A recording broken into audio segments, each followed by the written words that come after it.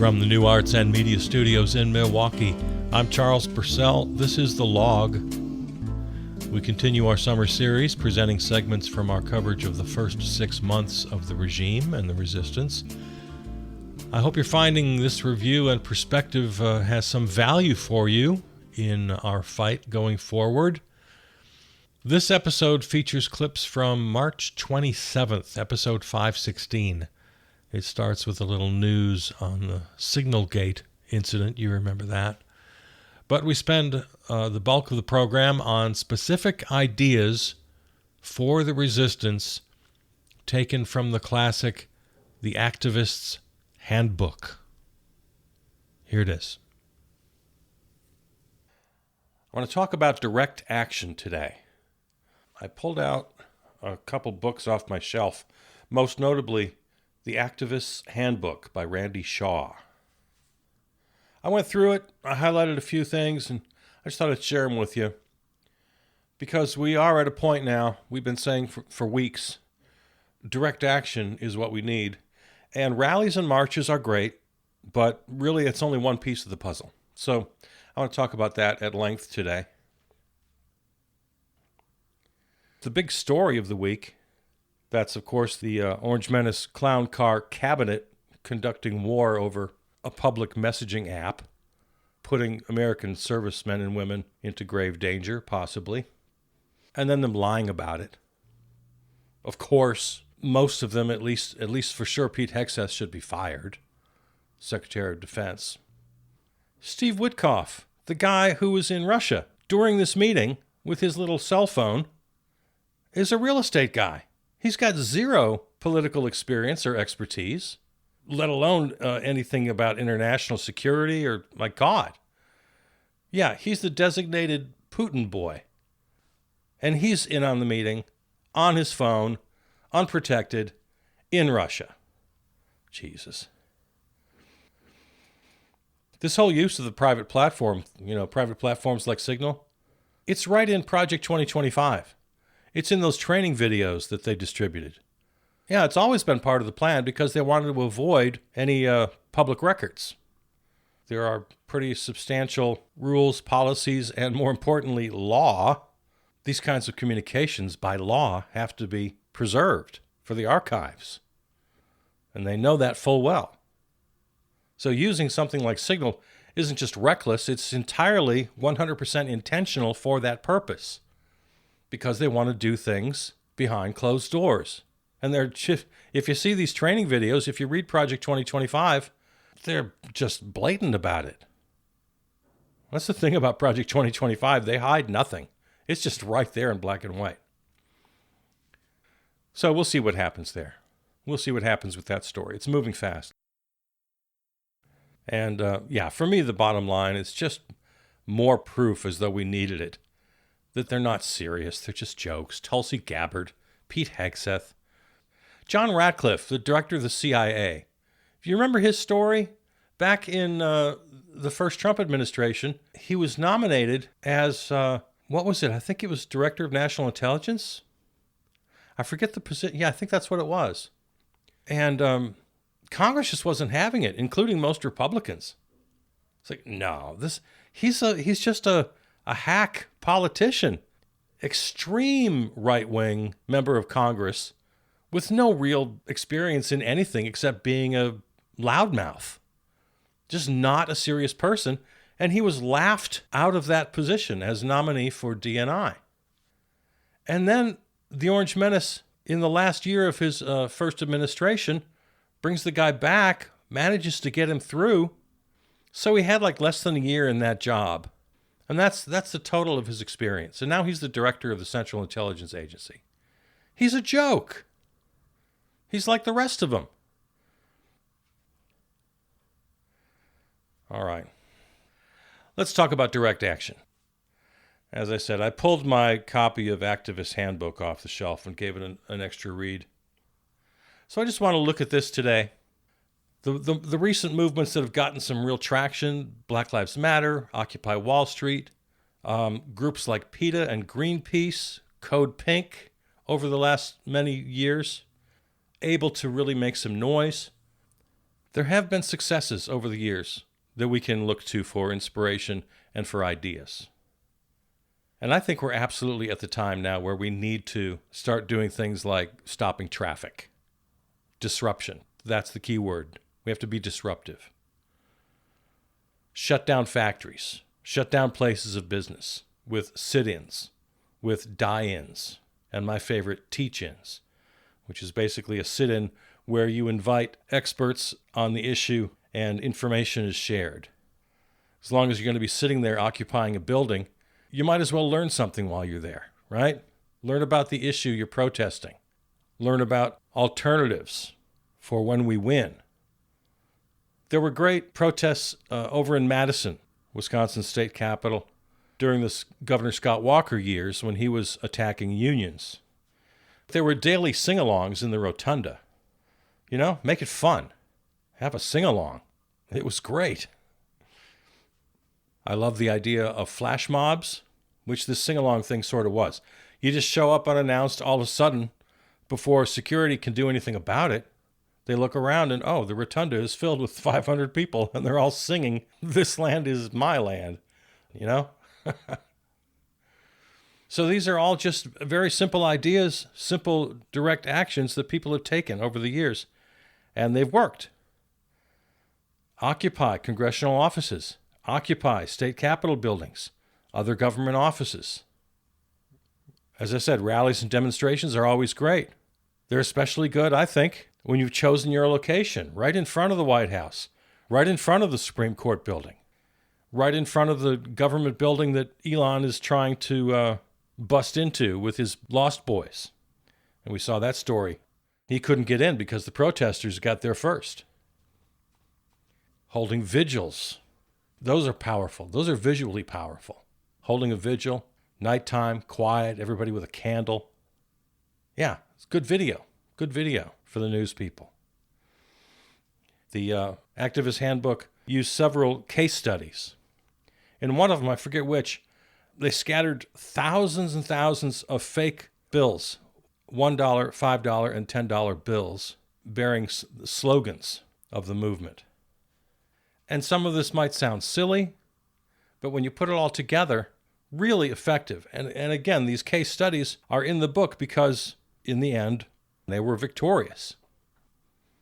There have been mass die-ins. We've seen that so far in this movement. Chalk outlines. And there are certainly issues in our current movement that are life and death. Oh, they're absolutely life and death. We know for a fact that the gutting of USAID has already resulted in deaths. We know for a fact that the gutting of public health initiatives is going to cost lives. In some of these movements, constant street theater, which I think is wonderful. Again, attention. We are in an attention world. It's been called the attention economy. It's also absolutely vital for media coverage, which we're not getting. Yeah, constant street theater. I'm a great admirer of groups like the San Francisco Mime Troupe, been around forever, doing political activist theater. One of my university professors back in the day was a former Gorilla Girl activist street theater troupe. Great admirer. What else can you do? Disrupt church services. Lay down in the aisles. Chain yourself to the pew. Oh, the old chain yourself thing. The Atlanta Cop City demonstrators were big on that. Sierra Club is big on that. Chain yourself to a nuclear reactor. There are just so many tried and true techniques. This is the kind of stuff we need. We're under attack. I'm ready to start seeing it.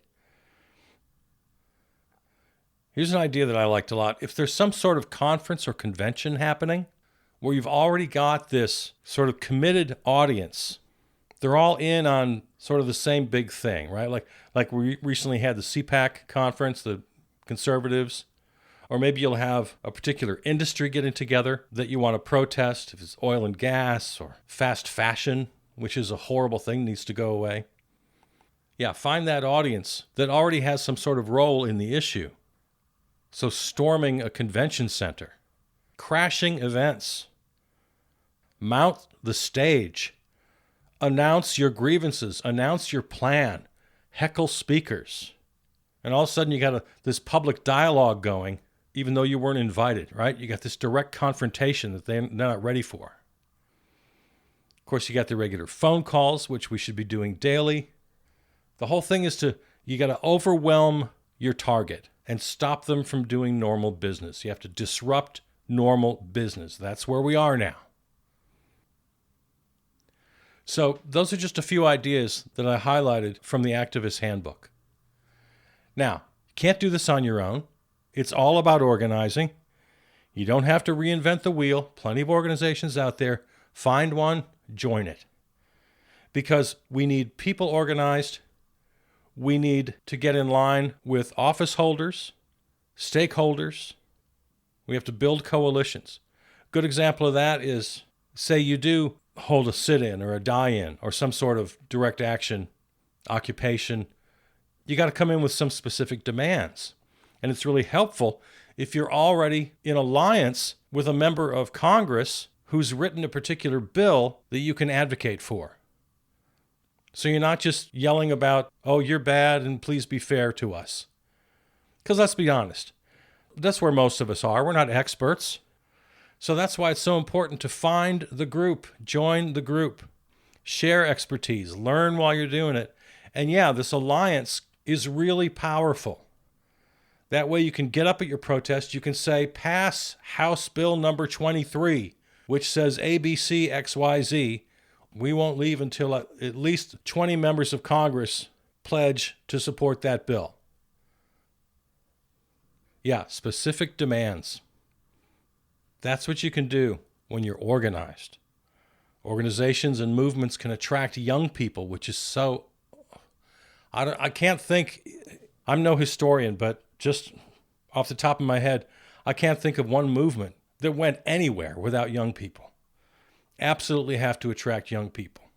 I'm an old guy. I'm looking at an old book. So, of course, all of these ideas can be updated, but they are solid ideas. And they're proven winners. The whole sort of old-fashioned idea of think globally, act locally certainly applies. Local direct action on national issues would get you press coverage. Going through an organization will attract new participants. We got to grow the movement. Talked a minute ago about the audience you're after. One good strategy, for example, I forget which one it was. I think it was ACT UP in San Francisco during the AIDS crisis. Big flash mob at the Opera House disrupted a performance of the opera. The audience was chosen carefully.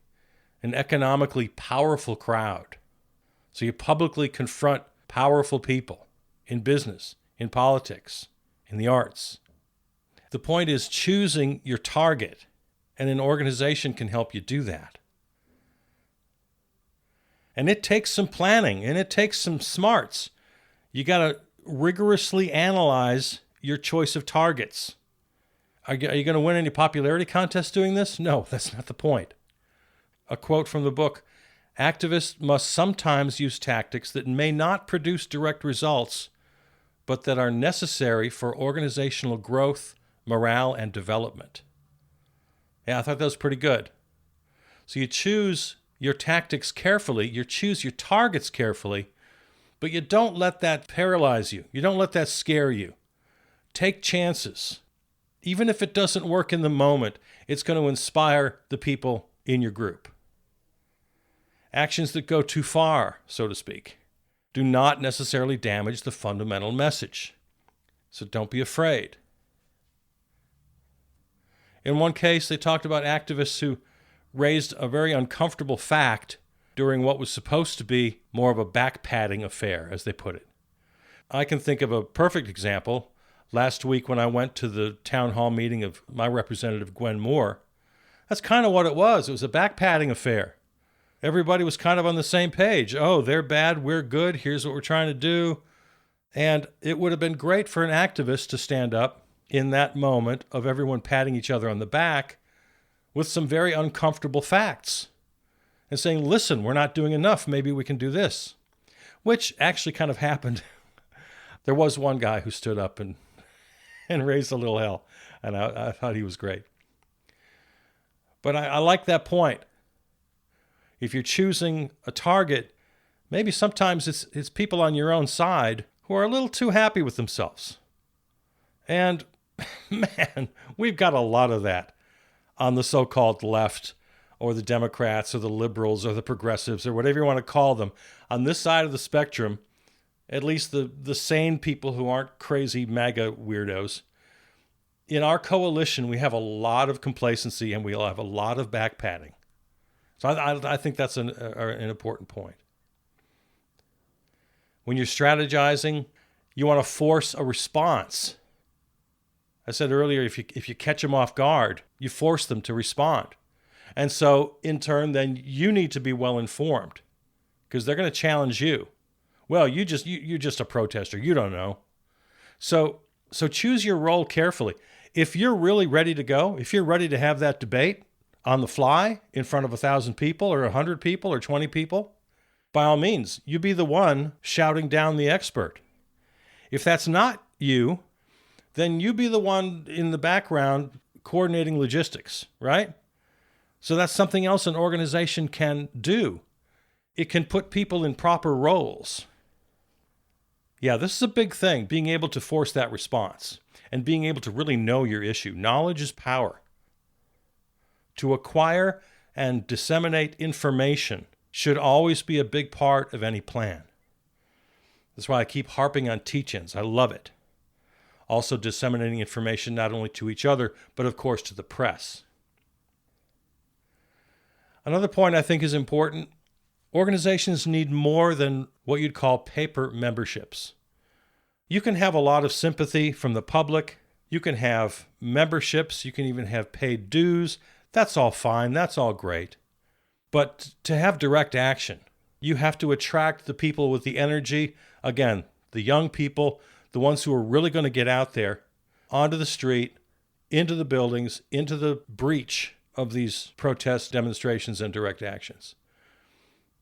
It's all well and good to have 10,000 paid members, but if they're just sitting at home, direct action needs people, needs bodies. You and I have talked a lot, and I continue to believe that even though we're in this very digital age, I believe strongly that no movement is going to be successful unless and until we put our bodies on the line. Digital strategies, promotion, there are all sorts of ways we can use that world. But I think it's a very limited proportion of the movement. So that's why I'm not really shy about using an older book like the Activist Handbook. I think most or all of this is totally legit, totally relevant. We need bodies, minds, and souls. It's going to take some courage. Direct action takes courage. Muster it up. If you haven't got it, lick envelopes. We need everybody. No shame, no judgment. Make phone calls, write postcards. Just add your body to the number of bodies in the march. Hold your sign. Some of the more abrasive direct actions are going to take some real courage. Also, the many, many reasons we need to organize. It's the only way we're going to outlast the opposition. This is going to take some staying power. We can't rest until we win. Unless you want to live in a dictatorship, which is where we're rapidly headed. I say without exaggeration. So only through being organized can we create this kind of staying power. We have to outlast our opposition. And that's no small task because they've been at this for a very long time. It predates Reagan, but certainly since Reagan, the right wing has been working toward this moment. And they're feeling pretty fat and happy right now, celebrating some pretty big victories. And I can't blame them. They've had some pretty big damn victories. So the only way to have that kind of staying power is through organization and a constant barrage. Not just, one and you're done. No, a constant barrage of demonstrations, of rallies, of sit-ins, of boycotts. and others of the more sort of confrontational, direct attacks that we've been talking about. Whatever we do has to be meaningful. It has to be strategic and savvy. Takes some planning, takes some smarts, takes a coalition, takes some collaboration. And we got to have fun doing it. It needs to be fun. It needs to be exhilarating. We need to enjoy this. Back in the day, there were songs. Oh my God, the songs, the protest songs. This is before my time. Musicians, help us out. Let's all get singing the same songs again. But yeah, any kind of progressive organizations, constituencies, any kind of hope for social change, organizations need to have a good time. And they need to have a direct action component. It's all about direct action at this point. It's got to be the central instrument. We got to build networks so that, you have maybe a one-day big nationwide protest. But if you're organized and if you're spread out over the nation and you got chapters all over the place and you got small towns and big towns and rural places, and yeah, you have the big one-day national protest and then you have 1,000 follow-up protests the very next day. That you can do through organization. There was the example of that San Francisco movement I talked about, of the disabled folks. They had a sit-in that went 25 days. The authorities tried to starve them out. They wouldn't let anybody feed them. But different organizations were able to get food to them. And within a couple of weeks, Safeway, grocery stores, and McDonald's were bringing them food because they gained public sympathy. Yeah, it's all about alliances. You got the seniors, the Gray Panthers over here, and a youth group over here, an environmental justice group over there, and a prisoners' rights group over there. And you build coalitions, you build relationships. And then when it really hits the fan, you got people at your back. Create alliances with office holders. We got a handful of Justice Democrats and independents who will have your back. And they have inside power. They can help you disrupt. Yeah, in that San Francisco example, nobody broke ranks. All the different organizations held together. The administration couldn't pick off certain groups. Didn't work.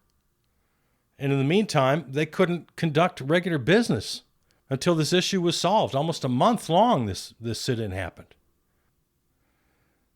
There's some 3D chess that has to happen too. You have to, in any negotiation, you have to give your opponent room to, give them an escape route. In other words, be able to know when to take the win and let your opponent off the hook with some dignity remaining.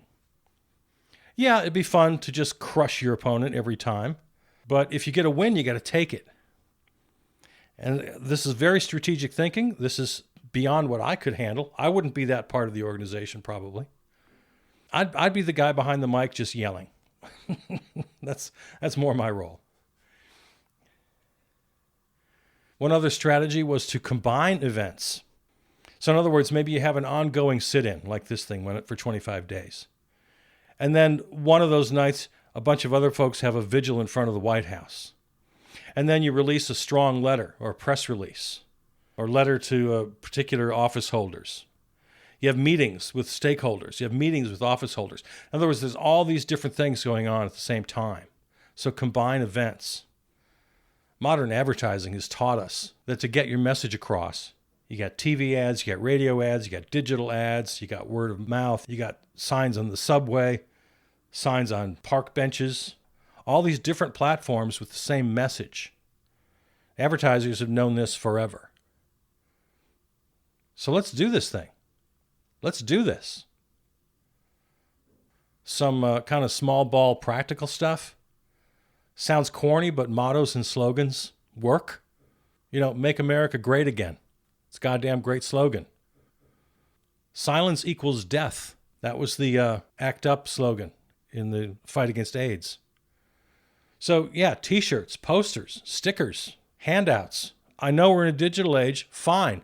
You can have your memes all you want, and I'm not going to say they're not effective. But I want hand-to-hand physical contact. I've lived in both worlds. I've lived in the digital world. I lived in the 70s. Direct eye-to-eye contact, physical touch, hand me a flyer. We got to go old school. Yes, of course, we can have a digital component. I wouldn't think of dismissing that, but it can never replace real person-to-person contact. Let's finish with something we talk about a lot around here, and that's media attention. Massive police response will elevate the significance of any event you're in. Guaranteed media attention if you get the cops involved. Any sort of graphic artists, get out there. And here's where memes and social media can play a role, for sure. But yeah, graphics, creativity, slogans, not incidental at all, central. One of the reasons long-term action is important, like a sit-in, something, or an occupation, something that lasts a while, that can draw local and national media. You know, you're still there. The editors are looking for some new angle, some way to cover this. All of a sudden, they're talking with individuals. We're getting individual profiles. So yeah, long-term can attract media. One good strategy I read about organization, choose your subjects carefully. That is, who do you want to put on the front line? Who do you want being interviewed? Who do you want the photos taken of? They gave one example of a housing crisis where the action was people squatting in vacant housing. So they put mothers and their children in front of the cameras, not three big, tough, single guys, right? So be strategic on who you're putting in front of that microphone, in front of that camera. And you won't be seen as just a troublemaker, but you'll be seen as an advocate for a noble cause. That's what we have to break through. Not just angry people yelling and holding signs, but relatable people with a relatable cause. So, just a few ideas from Randy Shaw's classic, The Activist's Handbook. First written in the 96, I think, several updates over the years. And as I've said, I've lived in both worlds now, and this advice is solid. So find your organization, go to indivisible.org, go to 5050.one, lots of other organizations out there, and be part of it. Nobody's asking you to be a hero, but we got lots of room for heroes these days, if that's what you want to do. Again, stay in your lane, stay happy, have fun with this. That's the other thing, too, that needs to be repeated over and over and over again. The greatest part of this whole story is when you get organized with other people, you're going to be happy. You're going to be invigorated. You're going to be inspired. You're going to feel the humanity. And you're going to have fun.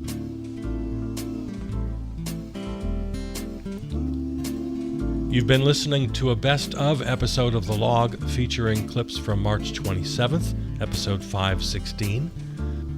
Find all episodes at the website, charlespurcell.com, or on your favorite podcast platform. Follow on Substack and Blue Sky. Thanks to our home station, River West Radio in Milwaukee. Peter Donalds wrote and performed our theme song.